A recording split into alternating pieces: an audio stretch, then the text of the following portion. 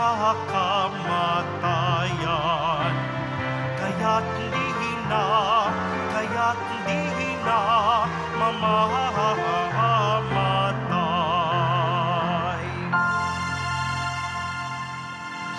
Sa ngalan ng Ama at ng Anak at ng Espiritu Santo. Amen.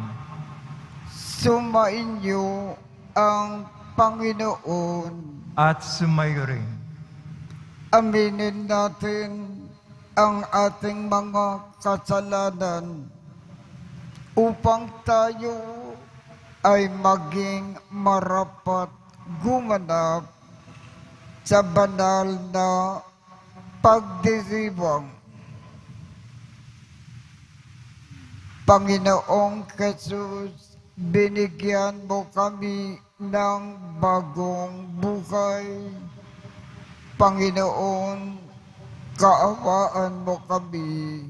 Panginoon, kaawaan mo kami. Panginoong Jesus, pinapatawad mo ang aming mga kasalanan. Kristo, kaawaan mo kami. Kristo, kaawaan mo kami. Panginoong Jesus, binabahagi mo sa amin ang iyong katawan at dugo sa Eucharistia. Panginoon, kaawaan mo kami. Panginoon, kaawaan mo kami. Kaawaan tayo ng Diyos amang makapangyarihan. Patawarin ang ating mga kasalanan at patnubayan tayo sa buhay na walang hanggan. Amen. Manalangin tayo. Ama naming makapangyarihan, pahintulutan mo na kami ay maging dapat lumigaya kapag ang iyong anak ay nagpakita kasama ng mga banal sa piling niya.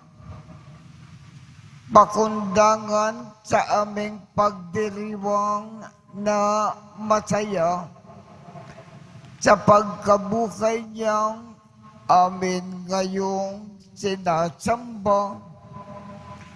Sa pamamagitan niya, kasama ng Espiritu Santo, magpasawalang hanggan. Amen. Magsiyo po muna ang lahat. Pagbasa mula sa magawa ng mga apostol. Noong mga araw na iyon, ang mga naghatid kay Pablo ay sumama sa kanya hanggang sa Atinas. Pagkatapos, nagbalik sila sa Berea. Taglay ang bili ni Pablo kina Silas at Timoteo na sumunod sa lalong madaling panahon. At si Pablo ay tumayo sa harap ng kapulungan ng Areopago at nagsalita, "Mga taga-Atinas, napapansin kong buhos na buhos ang inyong kalooban sa relihiyon, sapagkat sa paglalakad ko sa lungsod at pagmamasid sa mga sambahan ninyo, nakakita ako ng isang dambanang may nakasulat na ganito, sa Diyos na hindi nakikilala ang inyong sinasamba, kahit hindi nakikilala ang kahit hindi ninyo kilala, ang siya kong ipinahayag sa inyo. Ang Diyos na gumawa ng sanlibutan at lahat ng naroroon, ang siyang Panginoon ng langit at lupa, kaya't hindi siya tumatahan sa mga templong ginagawa ng tao. Hindi siya nangangailangan ng anuman, kaya siya pinaglilingkuran ng tao. sapagkat siya ang nagbibigay ng buhay, hininga, at lahat ng bagay sa katauhan. Mula sa isa'y nilikha niya ang lahat ng lahi sa balat ng lupa. Itinakda niya ang kanya-kanyang panahon at hangganan. Ginawa niya ito upang hanapin nila ang Diyos. Baka sakaling sa kanilang pag-aapuhap ay matagpuan siya. Ang totoo, hindi naman siya malayo sa bawat isa sa atin, sapagkat hawak niya ang ating buhay, pagkilos at pagkatao. Tulad ng sinabi ng ilan sa inyong mga makata, tayo nga'y mga anak niya, yamang tayo'y mga anak ng Diyos. Huwag nating akalain na siya'y tulad ng larawang ginto, pilak o bato, na pawang likha ng isip at kamay ng tao. Mahabang panahon di pansin ng Diyos ang di pagkakilala sa Kanya ng tao. Ngunit ngayoy inuutos niya na magsisi sila at talikdan ang kanilang masamang pamumuhay, sapagkat itinakda niya ang araw ng paghuhukom sa sanlibutan, at ito'y buong katurungan niyang gagawin sa pamamagitan ng kanyang hinirang. Pinatunayan niya ito sa lahat nang buhayan niyang muli ang taong iyon. Nang marinig nila ang sinabi ni Pablo tungkol sa muling pagkabuhay, tinuya siya ng ilan, ngunit sinabi naman ng iba, ibig namin kayong makapakinggan uli tungkol dito. At umalis doon si Pablo. May ilang sumama sa kanya at sumasampalataya sa Diyos. Kabilang dito sina Dionisio, na isa sa mga bumubuo ng kapulangan ng Areopago. May sumama ring babaeng nangangalang Damaris at mga iba pa. Pagkatapos umalis si Pablo sa Atenas at nagtungo sa Corinto. Ang salita ng Diyos. Salamat sa Diyos. Ang kadakilaan ng Diyos sa lupa't langit ay lubos. Ang kadakilaan ng Diyos sa lupa't langit ay lubos. Purihin ang Diyos nitong kalangitan. Kayo sa itaas, siya'y papurihan. Ang lahat ng anghel, magpurit magdiwang, kasama ang hukbo, roong karamihan. Ang kadakilaan ng Diyos sa lupa't langit ay lubos. Pupurihin siya ng lahat ng tao, hari at prinsipe, lahat ng pangulo, babae't lalaki, mga kabataan, matatandang tao't kaliit-liitan. Ang kadakilaan ng Diyos sa lupa't langit ay lubos. Sa ngalan ng poon, lahat ay magpuri. Ang kanyang pangalay, pinakamaigi. Sa langit at lupay, walang kasimbuti. Ang kadakilaan ng Diyos sa lupa't langit ay lubos. Siyang nagpapalaka sa sariling bansa, kaya pinupurin ng piniling madla. Ang bayang Israel, mahal niyang lubha. Ang kadakilaan ng Diyos sa lupa't langit ay lubos. Magsitayo na po ang lahat.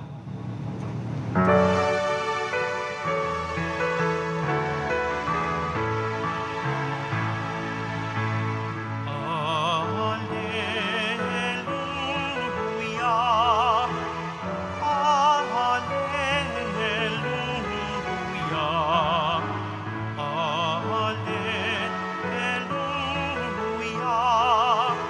alleluia, alleluia.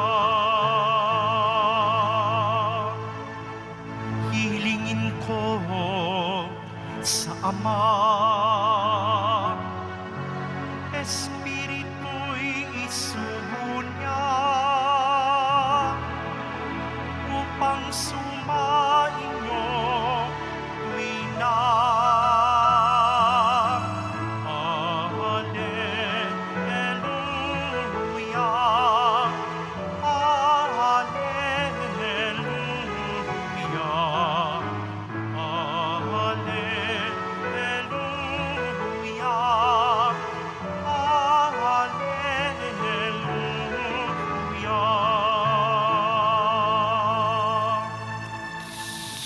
inyo ang Panginoon, at sumayo rin ang mabuting balita ng Panginoon ayon kay San Juan. papuri sa iyo, Panginoon.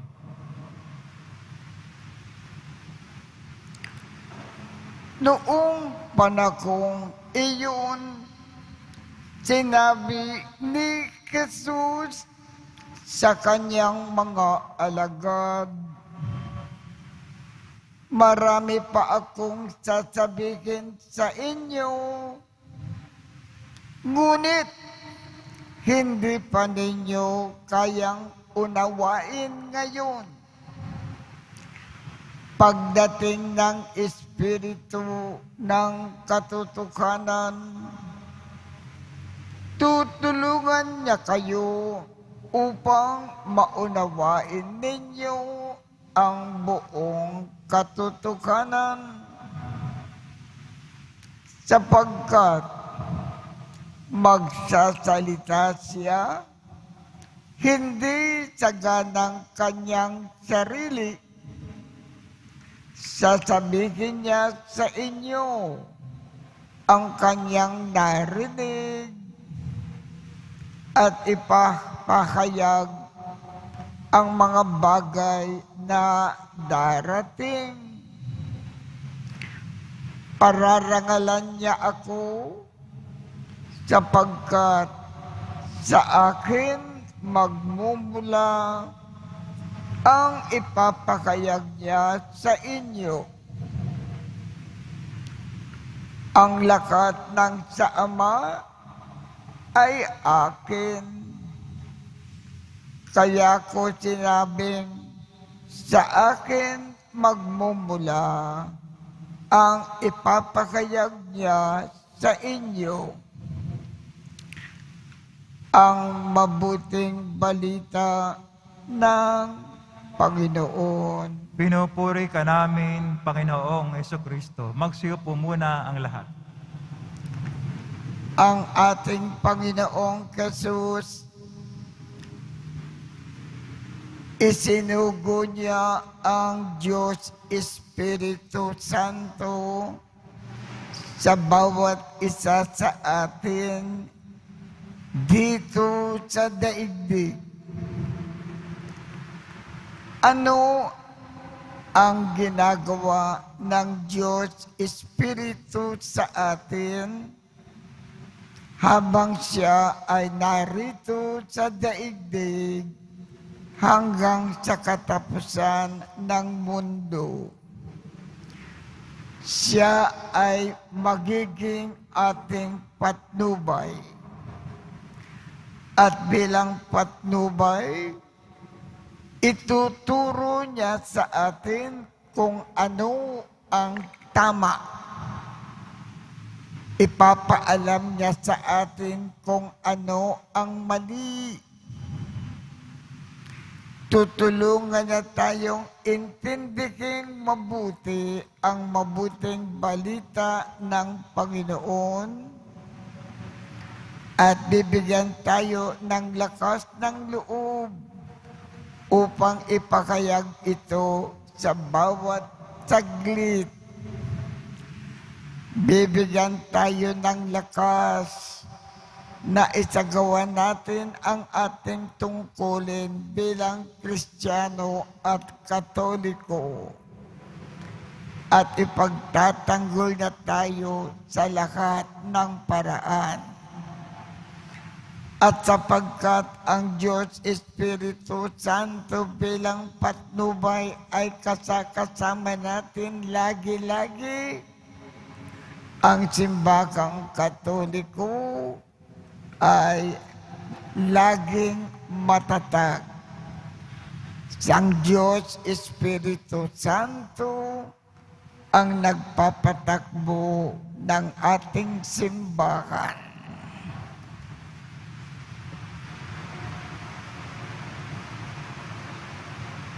Magsitayo na po ang lahat.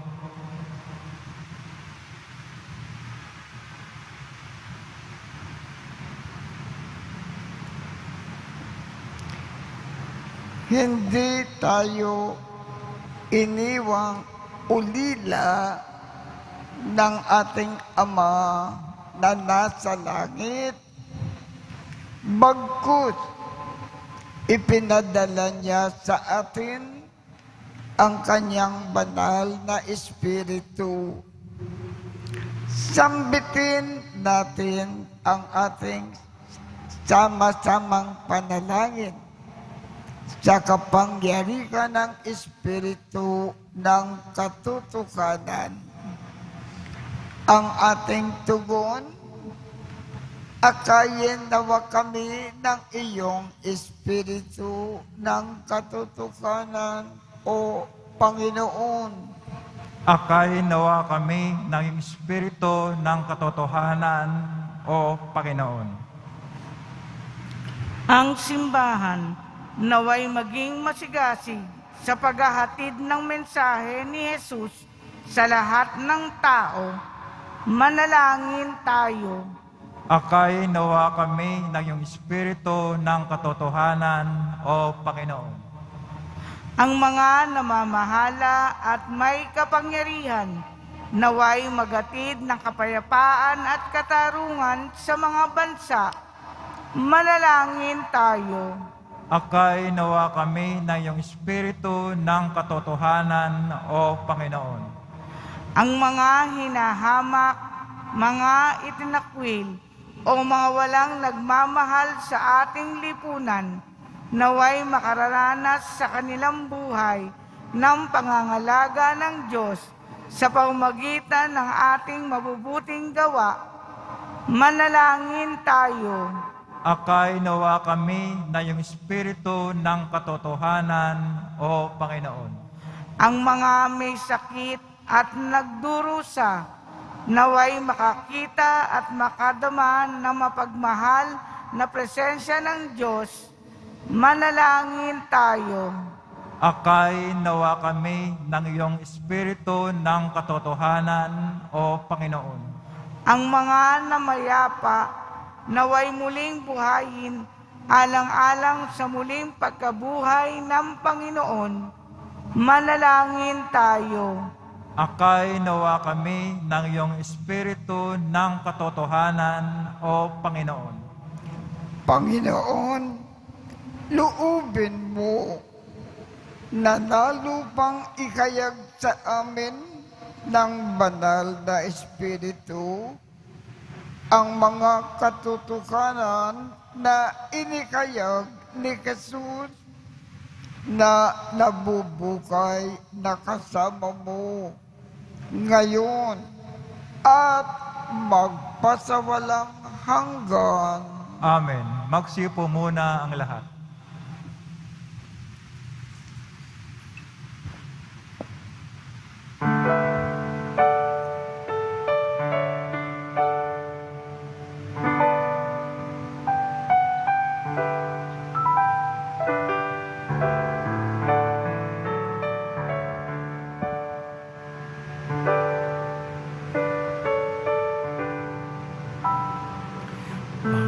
Panginoon, narito ang alay sa iyo. Nagmula sa iyong bayang masayang nagsalo.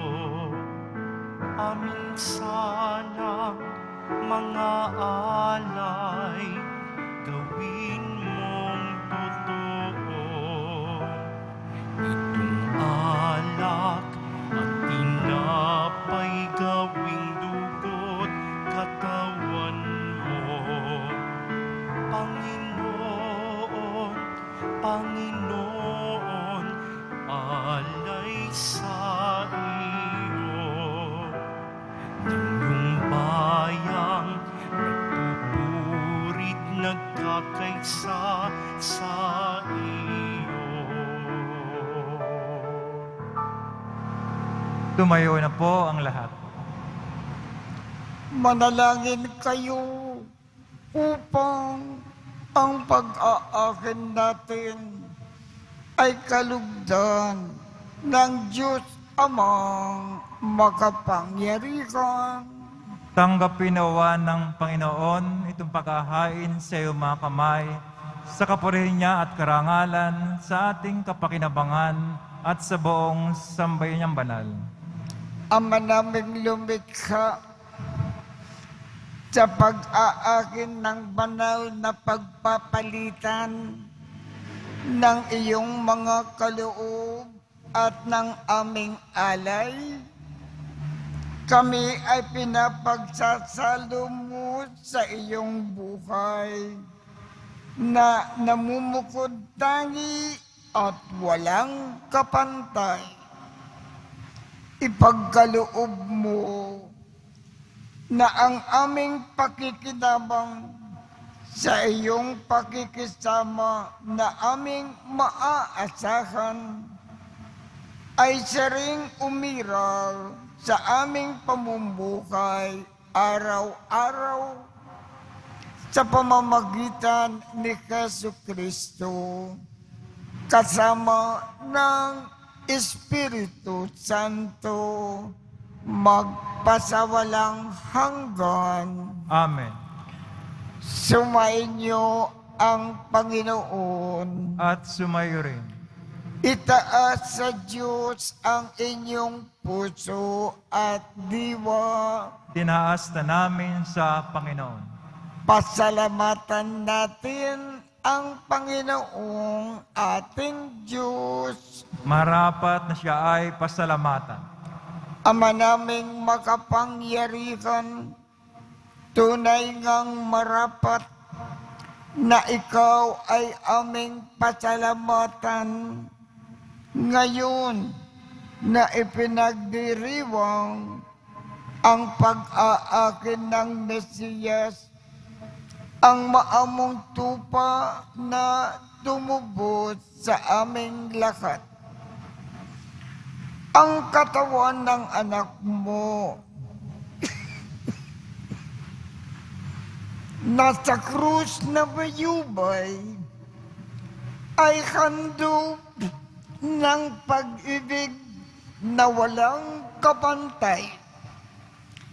Ito ang pag-aakin na ganap mong pinalugdan. Ito ang nilunggati ng dating pag-aalay. Ang buong sarili ng anak mong si Jesus ay iniakin sa iyo upang kami ay matubos. Siya ang dambana at paring naghahandog. Siya pa rin ang tupa na handog na ibinukod. Kaya kaisa ng mga anghel na nagsisiawit ng papuri sa iyo nang walang humpay sa kalangitan, kami ay nagbubunyi sa iyong kadakilaan. Santo, Santo, Santo, Panginoon Diyos ng mga hukbo, napupuno ang langit at lupa ng kadakilaan mo, o sana sa kaitaasan, pinagpala na paririto sa ngalan ng Panginoon, o sana sa kaitaasan, magsilod po ang lahat. Ama naming banal, ikaw ang bukal ng tanang kabanalan. Kaya sa pamamagitan ng iyong Espiritu, gawin mong banal ang mga kaloob na ito upang para sa amin ay maging katawan at dugo ng aming Panginoong Jesucristo.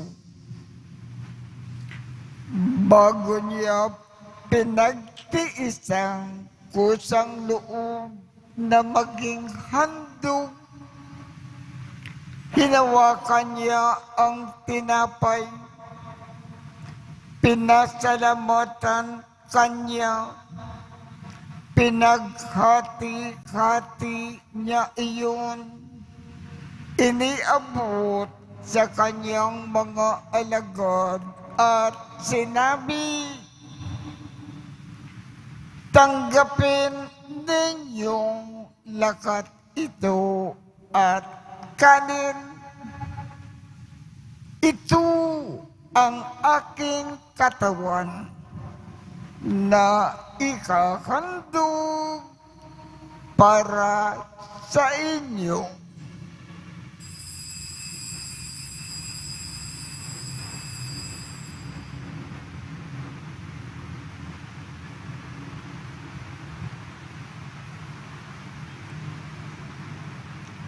Gayon din naman,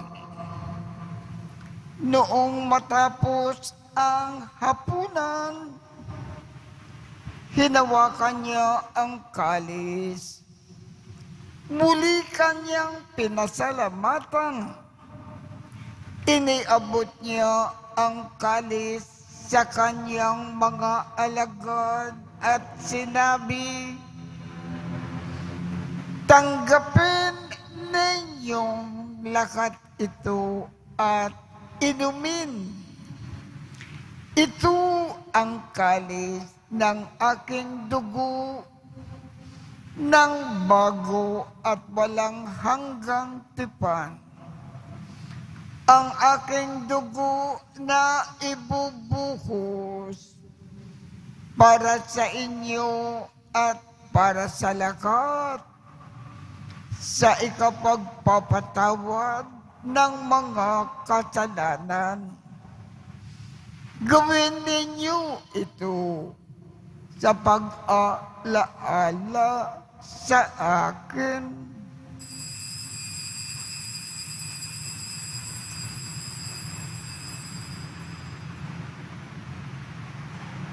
Magsitayo na po ang lahat.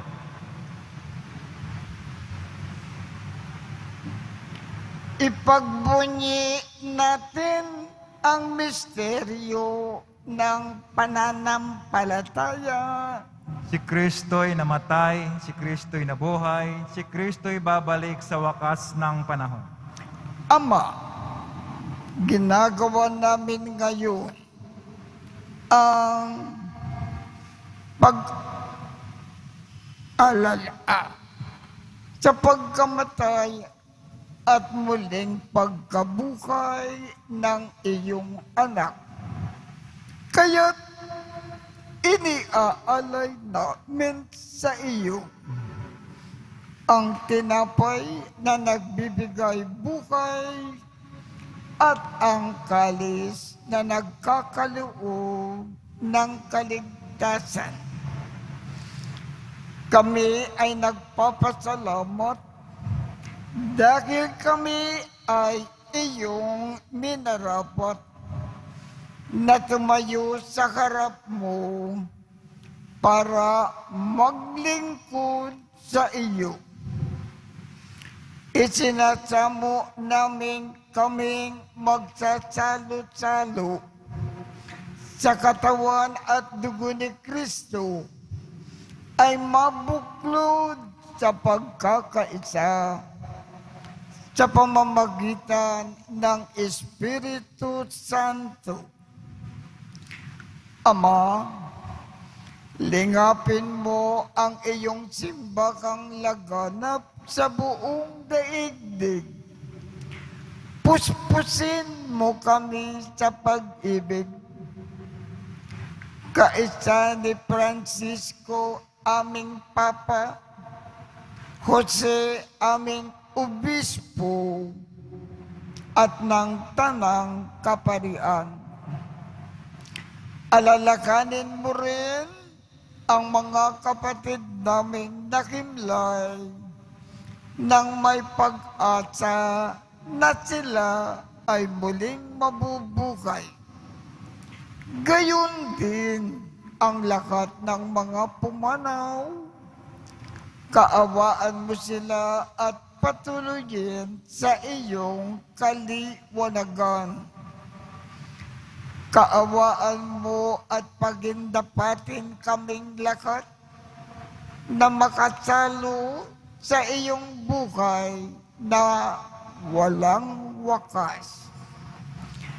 Kaisa ng makal na Birhen Maria na ina ng Diyos, ng kabiyak ng puso niyang si San Jose, kaisa ng mga apostol at ng lakat ng mga banal na namukay dito sa daigdig ng kalugod-lugod sa iyo. Maipagdiwang nawa namin ang pagpupuri sa ikararangal mo sa pamamagitan ng iyong anak na aming Panginoong Kesu Kristo. Sa pamamagitan ni Kristo, kasama niya at sa Kanya, ang lahat ng parangal at papuri ay sa iyo, Diyos Amang makapangyarihan, kasama ng Espiritu Santo, magpasawalang hanggan. Amen.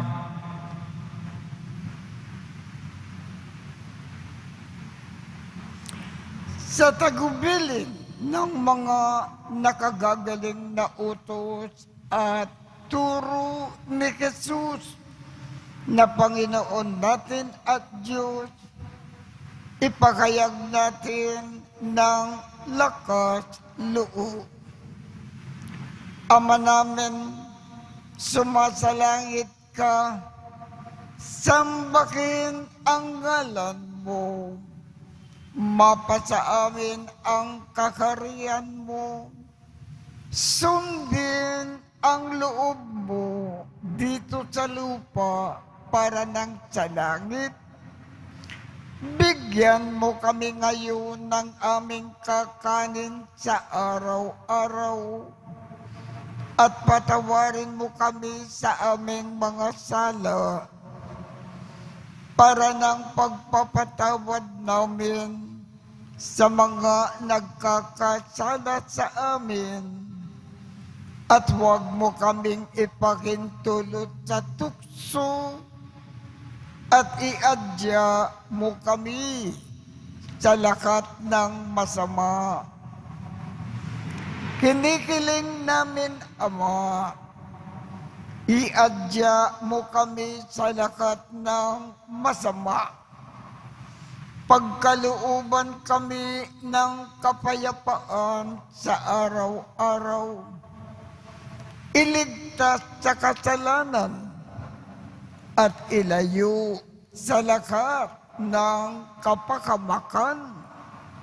Samantalang aming pinananabikan ang dakilang araw ng pagpapahayag ng tagapagligtas naming si Jesu Kristo.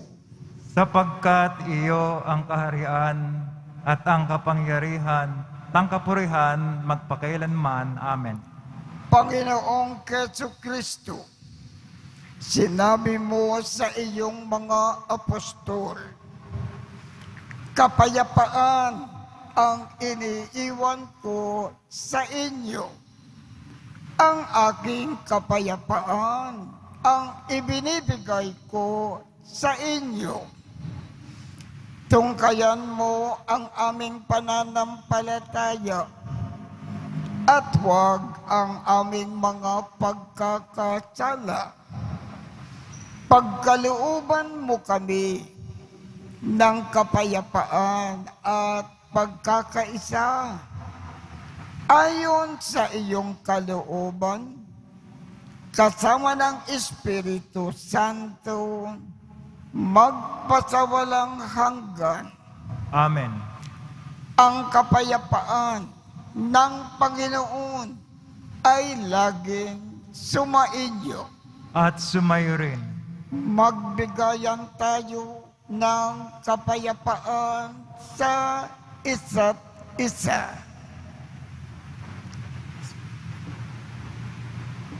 Kordero ng Diyos, nagalis ng mga kasalanan ng sanlibutan, maawa ka sa amin. Kordero ng Diyos, na nagalis ng mga kasalanan ng sanlibutan, maawa ka sa amin. Kordero ng Diyos, na nagalis ng mga kasalanan ng sanlibutan, ipagkaloob mo sa amin ang kapayapaan. Magsilod na po ang lahat.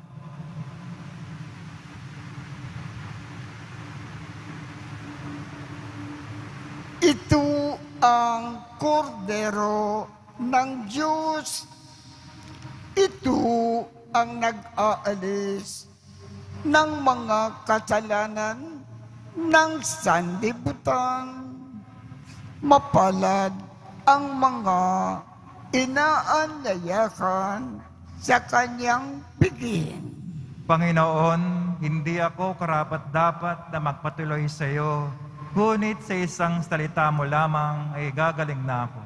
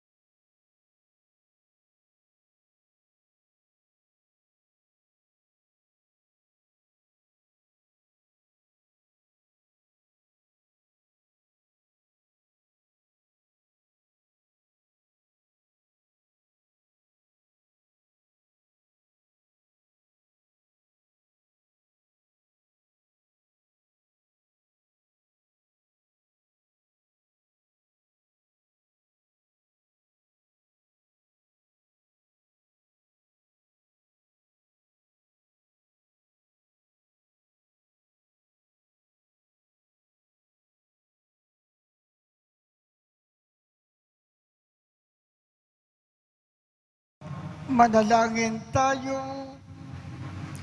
Ama naming mapagmahal, manatili ka po kapiling ng iyong sambayanan na ngayon pinapakinabang mo sa iyong sariling buhay at gawin mo na kami ay pasulong na makahakbang mula sa dati naming pagkamakasalanan patungo sa pagbabago na nagdudulot ng iyong kabutihan sa pamamagitan ni Jesucristo kasama ng Espiritu Santo magpasawalang hanggan. Amen. Sumainyo ang Panginoon At sumayo rin. at pagpalain kayong lahat ng makapangyarihang Diyos, Ama, Anak, at Espiritu Santo. Amen. Tapos na po ang misa. Humayo tayong mapayapa. Salamat sa Diyos.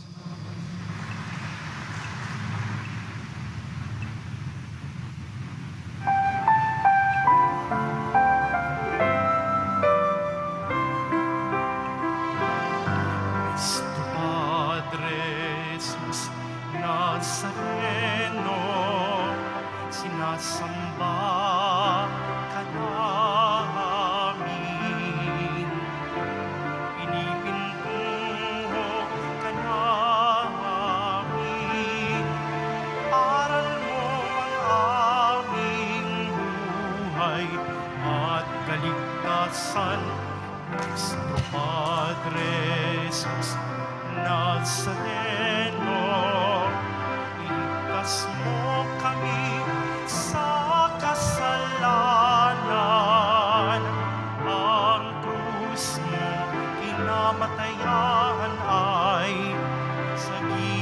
basag ng aming kaligtasan.